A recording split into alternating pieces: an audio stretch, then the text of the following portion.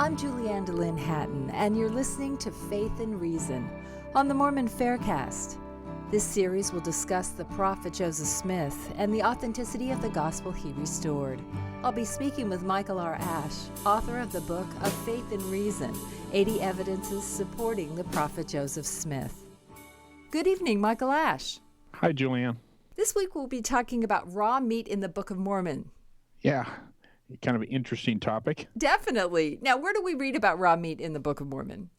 Well, it's still in First Nephi, and it's as they're traveling down the Arabian Peninsula, and Nephi records that the Lord basically knew that they were having all these afflictions, and because of it, they had to live on raw meat as part of their travels, and the Lord made it sweet to them. So it wasn't, I guess, as bad as maybe we would picture eating it. Now, what do the critics say about raw meat? Well, the critics, of course, look for anything to try to rip apart the Book of Mormon, and they've made fun of the raw meat claim in the Book of Mormon. In fact, one critic pointed out he thinks this is just kind of a gimmick that Joseph Smith put in there to show how wonderful the Lord is treating the Lehites, and says, there's got to be plenty of wood along the way. Why couldn't they have, fire and cook meat like anybody else? So he basically claims that Joseph Smith used it as a technique to move his story along, and it's fabricated, obviously fabricated. Dr. Nibbly has some things to say about that. Yeah, he says, first of all, if we talked about in some of the past podcasts that they were traveling from basically water well to water well. And that's kind of how the routes went.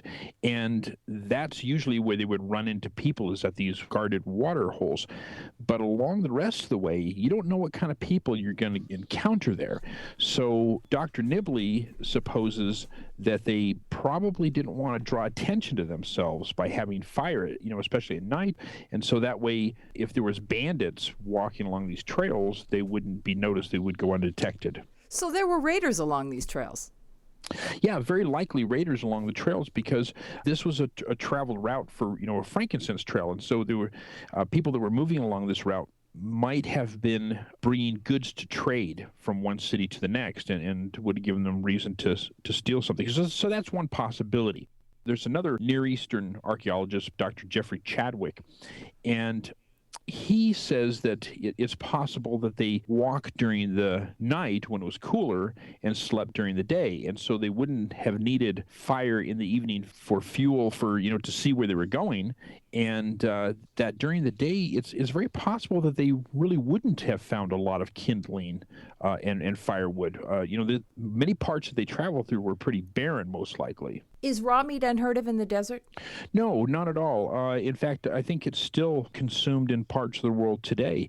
Dr. Nibbly, again, he points out that many of the desert travelers, they would eat sheep and goat kidney and then put a little bit of salt on it, but they would eat them raw, or sometimes tear chunks of flesh off of their game and eat them raw.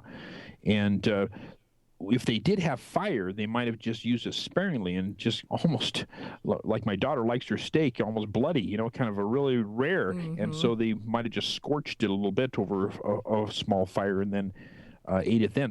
Nephi doesn't say they didn't have fire, but that they didn't have much fire. And so they might have had fire at some point and scorched the meat or eaten it raw. It's not that unusual.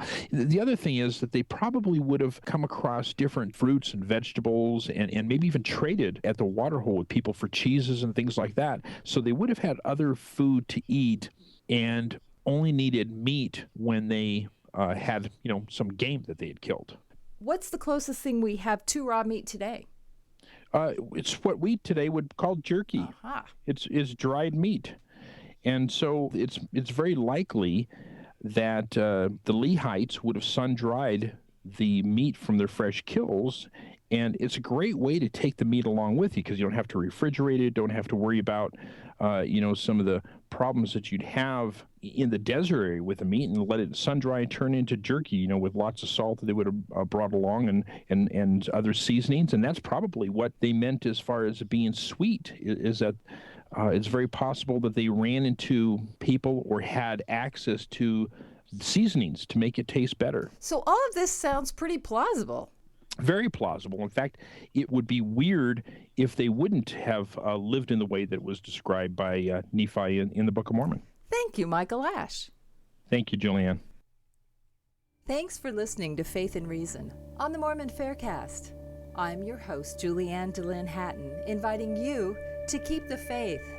Michael R. Ash is the author of the book Shaken Faith Syndrome, Strengthening One's Testimony in the Face of Criticism and Doubt, as well as the book Of Faith and Reason, 80 Evidences Supporting the Prophet Joseph Smith.